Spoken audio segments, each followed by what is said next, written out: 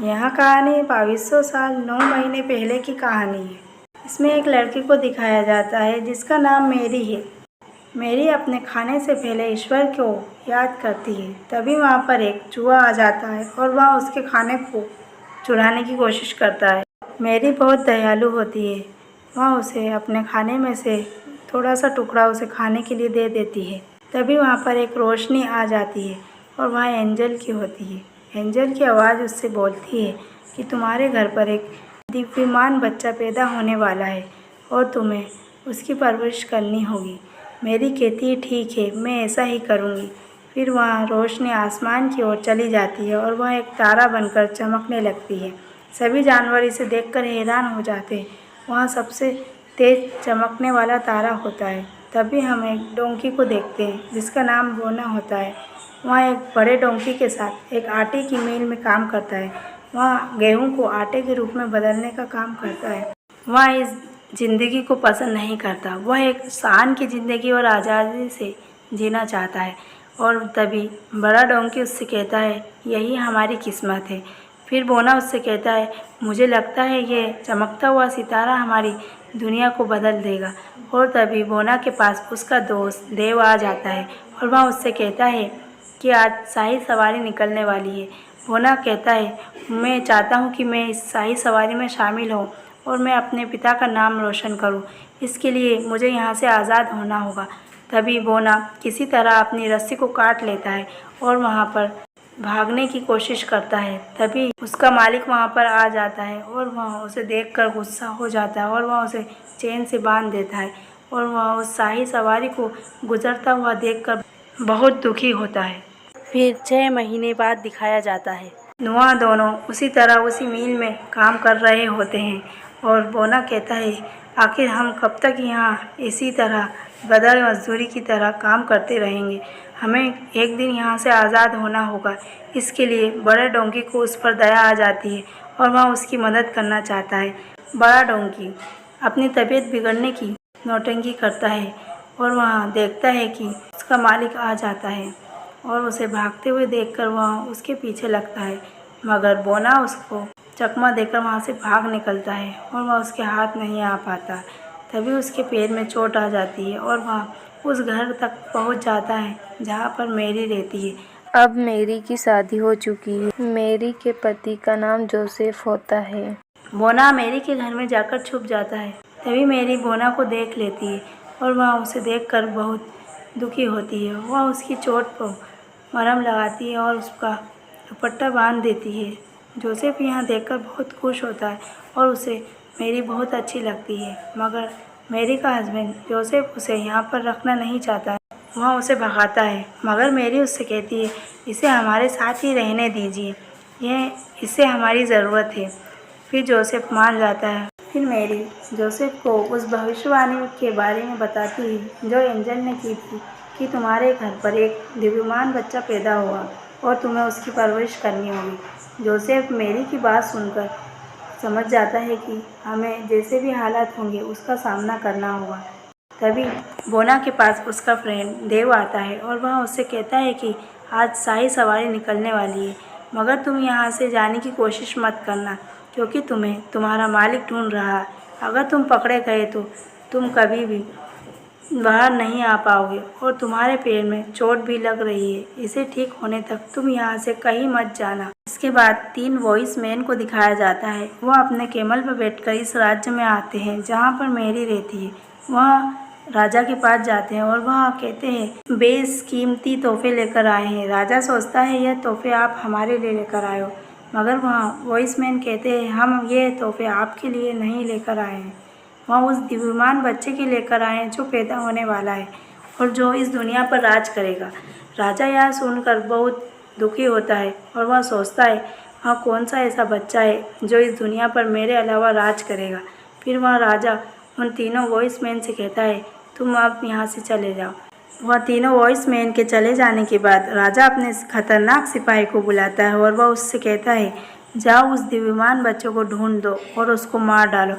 खतरनाक सिपाही अपने साथ 2 खतरनाक डॉग को लेकर वहाँ से निकल जाता है और वहाँ उसे ढूंढने की तलाश में लग जाते हैं। तभी उन्हें वह चूहा मिल जाता है जिसने यह भविष्यवाणी को सुना हुआ था, वह उस जुआ से पूछते हैं कि तुम उस भविष्यवाणी और उस बच्चे के बारे में कुछ जानते हो क्या। जुआ उसे सब कुछ बता देता है और वह उसे मेरी का पता भी बता देता है। तब फिर हम इधर देखते हैं कि मेरी और जोसेफ वहाँ से मेथलन जाने के लिए तैयार हो जाते हैं। जोसेफ और मेरी मेथलन जाने से पहले बोना को भी अपना साथ ले जाना चाहते हैं, मगर बोना उनके साथ नहीं जाना चाहता क्योंकि वह शाही सवारी में शामिल होना चाहता है। इसलिए मेरी और जोसेफ वहाँ अकेले ही पैदल निकल जाते हैं। फिर तभी मेरी के घर पर वह सिपाही पहुँच जाता है और वहाँ उससे बोना से पूछता है कि मेरी कहाँ पर है। वो खतरनाक डॉग बोना के पैर पर बंधी हुई पट्टी को सूंघ लेते हैं और वह पहचान जाता है कि यह मेरी का होता है और वह देख लेते हैं कि मेरी किस तरफ गई है, तो वह मेथलन की ओर जाने लगते हैं। यह देखकर बोना भी बहुत घबरा जाता है और वह चाहता है कि इस खतरनाक सिपाही से मेरी को बचाए। इसके लिए वह भी मेथलन की ओर निकल जाता है। तभी उसको उसका फ्रेंड देव मिलता है और वह उसे मेथलन जाने के लिए एक शॉर्टकट रास्ता बताता है, मगर वह रास्ता बहुत ही पहाड़ियों से घिरा हुआ और ख़तरनाक होता है। फिर भी वह उस पहाड़ी वाले रास्ते से होकर निकलता है। तभी बोना को वहाँ पर एक स्पेस मिलती है और वह उसे बताती है कि मैं इन 30 सितारों को चमकते हुए देखते हुए उनका पीछा करती करती यहाँ तक आई हूँ। मैं जानती हूँ कि एक दिव्यमान बच्चा पैदा होने वाला है और मैं उसी के लिए अपने झुंड को छोड़कर यहाँ पर आई हूँ और मेथलन जाना चाहती हूँ, जहाँ पर मेरी और जोसेफ चले गए हैं। फिर यहाँ तीनों साथ में चले जाते हैं। वहाँ देखते हैं कि बोना और सभी आगे बढ़ जाते हैं। फिर बोना उस मेले में पहुँच जाता है जहाँ पर मेरी और जोसेफ होते हैं। तभी वहाँ देखता है कि वहाँ खतरनाक सिपाही भी उसके पीछे आ रहा है और वहाँ मेरी को मारना चाहता है। तभी वह मेरी के पास बढ़ता है और वह उस पर हमला करने वाला ही होता है। तब तक बोना अपनी पैर से उस गाड़ी को एक लात मारता है, जिससे जाकर वह गाड़ी एक दूसरे से टकरा जाती है और जिसकी वजह से उस एक लकड़ी से भरी हुई गाड़ी उस सिपाही के ऊपर गिर जाती है, जिससे वह कुएं के अंदर गिर जाता है। फिर बोना मेरी के कपड़े को खींचकर कहता है कि हमें यहाँ से जाना चाहिए, हमें यहाँ पर खतरा है, मगर मेरी समझ नहीं पाती और वह उसकी बात नहीं सुनती। मगर वहाँ से थोड़ी देर बाद वहाँ सब निकल जाते हैं। फिर जोसेफ मेरी से कहता है जो आज नुकसान हुआ है उस सभी का नुकसान बोना की वजह से हुआ है। अपने साथ बोना को नहीं ले जाना चाहता है। फिर बोना उससे नाराज़ होकर शहर की ओर निकल जाता है, जिधर शाही सवारी निकलनी होती है। बोना शाही सवारी में शामिल होने ही जाता है, तब तक उसके पैर से वहाँ कपड़ा निकल जाता है जिसे मेरी ने उसके पैर पर बांधा था। उस कपड़े को देखते ही उसको मेरी की याद आ जाती है और वह मेरी की तरफ चला जाता है। वह उसे बचाना चाहता है। फिर कभी देखते हैं कि जोसेफ मेरी को गाड़ी से खींचकर ले जाता है और उसका पहिया फूट जाता है, जिससे सारे सामान निकल जाते हैं और मेरी पर जोसेफ गुस्सा हो जाता है। तभी वहाँ पर बोना पहुँच जाता है और बोना जोसेफ से कहता है कि तुम्हें मेरी से माफ़ी मांगनी चाहिए। फिर जोसेफ मेरी से माफ़ी मांग लेता है। फिर वहाँ सभी अच्छी तरह से वहाँ से निकलने की कोशिश करते हैं। बोना मेरी को अपनी पीठ पर बिठाकर ले जाता है और वहाँ इसी तरह मेथलन पहुँच जाते। वहाँ जाकर अपने रहने का ठिकाना ढूंढते हैं। तभी बोना को वहाँ उसका पुराना मालिक मिल जाता है और वहाँ उसे पकड़कर उस अस्तबल में ले जाता है, जहाँ पर वो जानवर को बांध कर रखा होता है। बोना वहाँ पर देखता है कि यहाँ पर एक सितारों की ऐसी चमक आ रही है। वहाँ दूसरे जानवर उससे कहते हैं यहाँ रोशनी कई दिनों से आ रही है, ऐसा लगता है जैसे कि कुछ अजीब घटना यहाँ पर घटने वाली है। जब भी बोना समझ जाता है कि यहाँ घटना क्या होने वाली है और वह उनसे कहती है कि मुझे यहाँ से निकलने में तुम मेरी मदद करो, मैं यहाँ से निकलना चाहता हूँ। तभी वहाँ जानवर बोना की मदद कर देते हैं और वह वहाँ से निकल जाता है। फिर वहाँ स्पेस से कहता है कि तुम कुछ मदद लेकर आओ। फिर स्पेस वहाँ से चली जाती है और वहाँ कुछ मदद लेने के लिए अपने झुंड पर जाती है। वह अपने झुंड वालों से कहती है कि हमें उनकी मदद करनी चाहिए। तभी वहाँ पर एंजल की रोशनी आती है और वह उनसे कहता है एक दिव्यमान बच्चा पैदा होने वाला है, तुम्हें उन सभी की मदद करनी चाहिए। फिर वहाँ सब उनकी मदद करने के लिए निकल जाते हैं। तभी वहाँ पर बोना को दिखाया जाता है। वो मेरी और जोसेफ को वहाँ से लेकर आता है और उसी जगह पर ले जाता है जहाँ पर वहाँ अस्तबल बना होता है। वहाँ सभी जानवर उनकी तैयारी कर लेते हैं और साफ़ सफाई कर उनके लिए इंतज़ार करते हैं। तभी वहाँ आता है। फिर बोना देखता है कि वहाँ खतरनाक सिपाही उसके पास आ जाता है और वह खतरनाक सिपाही अपने कुत्तों के साथ बोना पर हमला कर देते हैं और वह दोनों लोग बोना को पकड़ लेते हैं। फिर वह सिपाही मेरी को मारने ही जाता है जब तक स्पेस का झुंड आ जाता है और वह उस पर हमला कर देता है और उन्हें वह पहाड़ी से गिरा देते हैं। तभी वहाँ पहाड़ी से सिपाही गिर जाता है और बोना उन दो खतरनाक कुत्तों को बचा लेता है। फिर वहाँ कुत्ते को अपनी गलती का एहसास हो जाता है और वह अपनी गलती को सुधारना चाहते हैं। तभी उन्हें आवाज़ आती है कि एक बच्चे का जन्म हो चुका है।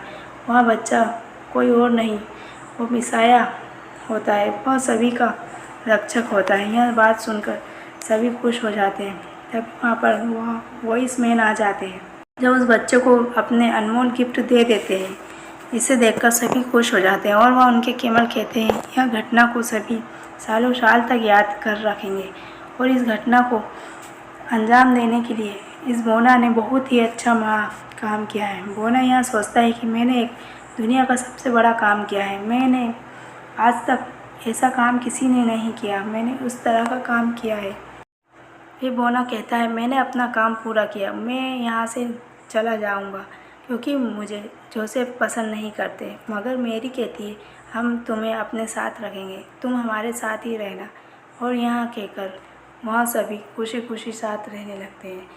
बोना कभी हार नहीं माना, उसने अपने आप को आखिरकार साबित कर कर ही दिखाया कि वह एक ख़ास मकसद के लिए आया हुआ है। मैं अपने हिसाब से नहीं, मैं अपने आप पर जीता हूँ। यह ज़िंदगी को उसने नई सबक सिखाया है। इसीलिए हमें भी कभी हार नहीं माननी चाहिए। वहाँ शाही सवारी से भी सबसे बड़ा काम कर बैठा है।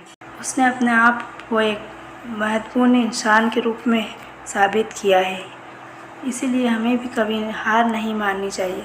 हमारी मूवी आपको अच्छी लगे तो चैनल को सब्सक्राइब करें और कमेंट करके बताइए